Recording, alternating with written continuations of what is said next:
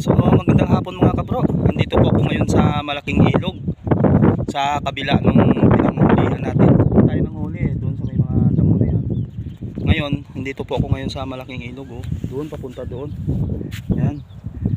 Titingnan ko sana kung mayroong isda na makita. Hindi naman makita yung isda kasi malalim yung tubig.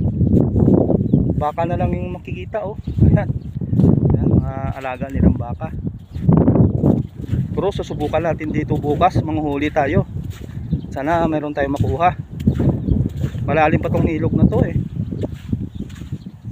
Pero sigurado malalaki isda dyan. Kasi malalim yung tubig. Kasama ko yung alaga ko. Yan. Si Whitey, si Buddy, si Walina, yung nanay nila. Dito dati ako nangunguryente. Marami ako nakukuha dito. Malalaking isda pa yung nakuha ko dito. Kasi malalim pa ngayon, no?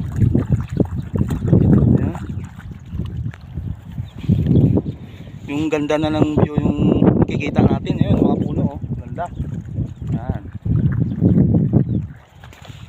So maraming salamat sa inyong panonood at sa inyong pagsama. God bless at magandang hapon po sa atin lahat. See you tomorrow.